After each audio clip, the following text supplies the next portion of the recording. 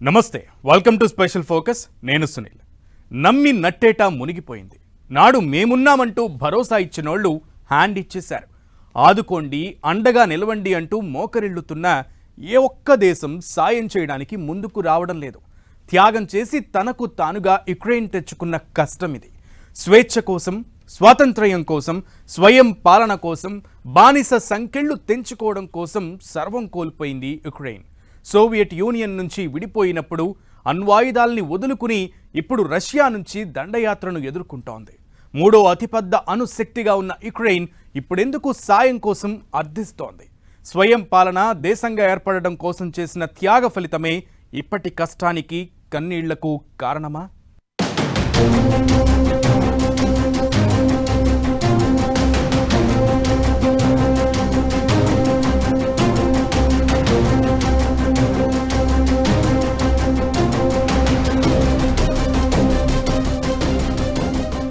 ఒకప్పుడు మూడో అతిపెద్ద అణుశక్తి దేశంగా యుక్రెయిన్, అణ్వాయుధాలు వదులుకుని నట్టేట మునిగిన యుక్రెయిన్ 30 ఏళ్ల కింద సర్వం త్యాగం చేసి దేశ రక్షణ కోసం ఆర్తనాదాలు.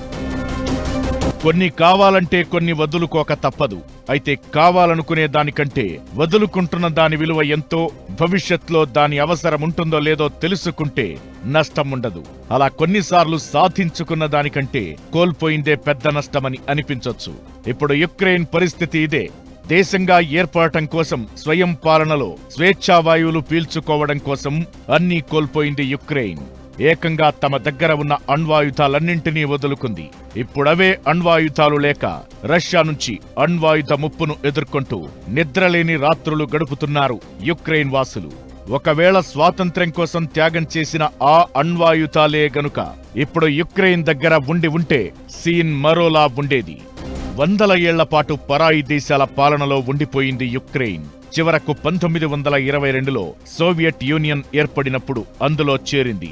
దాదాపు 70 ఏళ్ల పాటు సోవియట్ యూనియన్ నీడలో మగ్గిపోయింది. చివరకు 1991లో స్వాతంత్ర్యం తెచ్చుకుంది. అయితే దేశంగా ఏర్పడిన 32 ఏళ్లు దాటక ముందు నుంచే రష్యాతో భీకరమైన యుద్ధంతో, భయంకరమైన పరిస్థితుల్లో భవిష్యత్తే ప్రశ్నార్థకంగా మారిన సిచ్యువేషన్లోకి నెట్టివేయబడింది. పుట్టుకతోనే 5000 అణ్వాయుధాలతో ప్రపంచంలోనే మూడో అతిపెద్ద అణుశక్తిగా ఉండేది యుక్రెయిన్. కాని దేశానికి స్వాతంత్ర్యం వస్తుందన్న ఆశ, ప్రపంచ దేశాల భరోసాతో అణ్వాయుధాలు వదులుకొని నట్టేట మునిగిపోయింది. అప్పుడు జాతీయ భద్రతను ఆ 3 దేశాల చేతిలో పెట్టినందుకు ఇప్పుడు నరకం అనుభవిస్తోంది. దేశ రక్షణ కోసం నిస్సహాయంగా ఆర్తనాదాలు పెడుతోంది యుక్రెయిన్. నాడు అండగా నిలుస్తామని చెప్పిన ఏ ఒక్క దేశం సాయానికి రావడం లేదు. సానుభూతి, సాయమంటూ ప్రకటనలు తప్ప యుక్రెయిన్ కోసం ముందుకొచ్చి పోరాడినోళ్లే లేరు. దీంతో తమకు జరిగిన అన్యాయంపై ఏళ్లుగా మౌనంగా కుమిలిపోతూనే ఉన్నారు యుక్రెయిన్ వాసులు. కోల్డ్ వార్ ముగిసే నాటికి బ్రిటన్, ఫ్రాన్స్, చైనా కంటే అత్యధిక అణ్వాయుధాలు ఉన్న దేశం యుక్రెయిన్.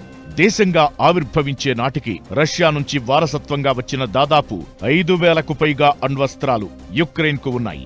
సోవియట్ యూనియన్కు చెందిన 43 రాకెట్ ఆర్మీ, 19వ రాకెట్ డివిజన్, 37వ గాడ్స్ రాకెట్ డివిజన్, 46వ రాకెట్ డివిజన్, 50వ రాకెట్ డివిజన్లు యుక్రెయిన్లో ఉండేవి. వాటి దగ్గర ఉన్న 175 ఖండాంతర క్షిపణులను యుక్రెయిన్లోని భూగర్భ సొరంగాల్లో భద్రపరిచారు.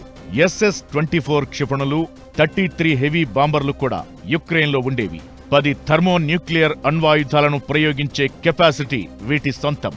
అలా సోవియట్ యూనియన్ నుంచి యుక్రెయిన్కు అణ్వాయుధాల బలం చేకూరింది. అప్పట్లో యుక్రెయిన్ కంటే రష్యా, అమెరికా దగ్గర మాత్రమే అణ్వాయుధాలు ఎక్కువగా ఉండేవి. సోవియట్ యూనియన్ పతనం తరువాత యుక్రెయిన్ అణ్వాయుధాలు వదులుకునేలా బ్రిటన్, రష్యా, అమెరికా చర్చలు జరిపాయి. 1994లో ఈ 4 దేశాలు ఒక ఒప్పందానికొచ్చాయి. 1994 డిసెంబర్ 5న హంగేరీ రాజధాని బుడాపెస్ట్లో రష్యా అధ్యక్షుడు బోరిస్ ఎల్సిన్, అమెరికా అధ్యక్షుడు బిల్ క్లింటన్, యుక్రెయిన్ అధ్యక్షుడు లియోనిడ్ కుచ్మా, బ్రిటన్ ప్రధాని జాన్ మేజర్ నాన్ ప్రొలిఫరేషన్ ఒప్పందంపై సంతకాలు చేశారు. దీన్నే బుడాపెస్ట్ ఒప్పందం అంటారు. దీని ప్రకారం యుక్రెయిన్ తన దగ్గర ఉన్న అణ్వాయుధాలను నాశనం చెయ్యాలి. ఇలా చేస్తేనే యుక్రెయిన్ సార్వభౌమత్వానికి, నాటి సరిహద్దుల విషయంలో జోక్యం చేసుకోబోమన్న షరతు పెట్టాయి దేశాలు.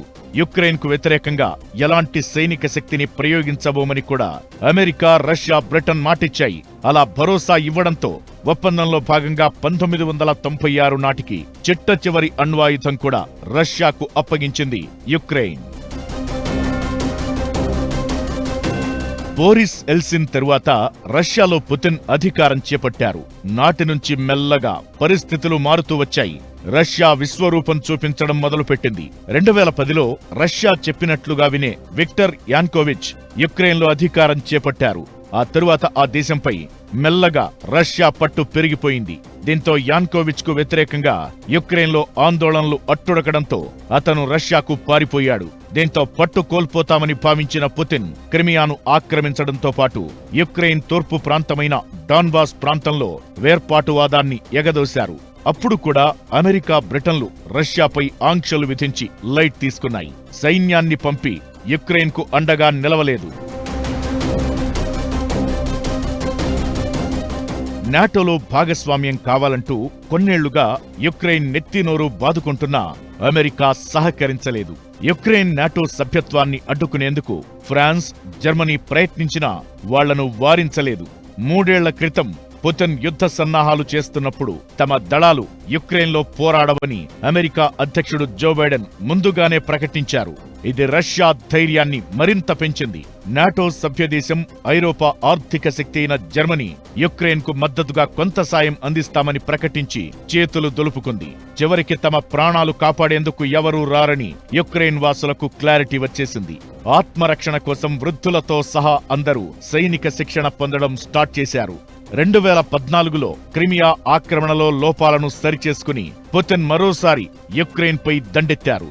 అప్పట్నుంచి అత్యంత శక్తివంతంగా ఉన్న రష్యాపై యుక్రెయిన్ నిస్సహాయంగా పోరాడుతోంది.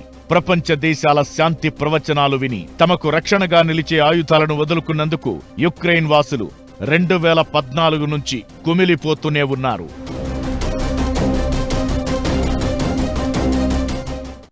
ఒకప్పుడు సూపర్ పవర్ కంట్రీ యుక్రెయిన్. తమ జోలికి ఎవరైనా రావాలంటేనే భయపడే పరిస్థితి నుంచి ఇప్పుడు రష్యా దెబ్బకు దిమ్మ తిరిగిపోతోంది. బతుకు జీవుడా అంటూ నిత్య నరకం అనుభవిస్తోంది. క్షణమొక యుద్ధంలా ప్రాణాలు గుప్పెట్లో పెట్టుకుని కాలం వెళ్లదీస్తోంది. ఒకవేళ బుడాపెస్ట్ ఒప్పందంలో భాగంగా యుక్రెయిన్ అణ్వస్త్రాలు వదులుకోకపోతే ఇప్పుడు రష్యాకు చుక్కలు చూపించేదా? సాయం కోసం మోకరిల్లుతున్న యుక్రెయిన్ దగ్గరే పొరుగు దేశాలు ప్రాధాయపడే పరిస్థితి ఉండేదా? యుక్రెయిన్ వదులుకున్నదేంటి? రష్యా అణ్వస్త్ర ప్రయోగంతో 3వ వరల్డ్ వార్ ఖాయమేనా?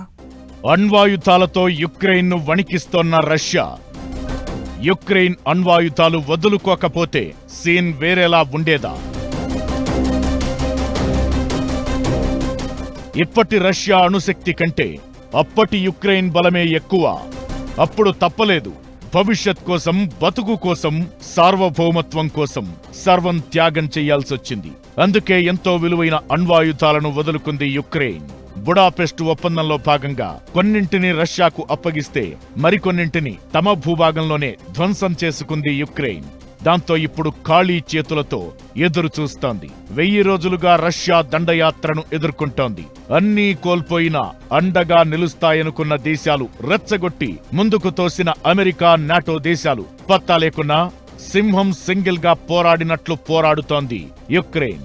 పుట్టిన గడ్డ కోసం దేశాధ్యక్షుడి నుంచి సామాన్య పౌరుడి వరకు అందరూ యుద్ధంలో వీరులై పోరాడుతున్నారు. ఒకవేళ 30 ఏళ్ల కింద గనుక యుక్రెయిన్ తన అణ్వాయుధాలను ధ్వంసం చెయ్యడానికి ఒప్పుకోకపోతే ఇప్పుడు యుద్ధం ఎలా ఉండేదనేది ఊహించుకుంటేనే భయంకరంగా అనిపిస్తోంది. రష్యా యుక్రెయిన్ యుద్ధం 1000 రోజులు దాటిపోయింది. ఈ వార్ ఇంకా పీక్ లెవెల్ కు చేరేలా రష్యా ఫస్ట్ టైం యుక్రెయిన్ పై శక్తివంతమైన ఖండాంతర బాలిస్టిక్ క్షిపణిని ప్రయోగించింది. ఇలా అణ్వస్త్రాల ప్రయోగం విషయంలో వెనక్కి తగ్గమంటోంది రష్యా. దీంతో యుక్రెయిన్ ఉనికికే ప్రమాదం ఏర్పడే పరిస్థితొచ్చింది. ఈ సిచ్యువేషన్లో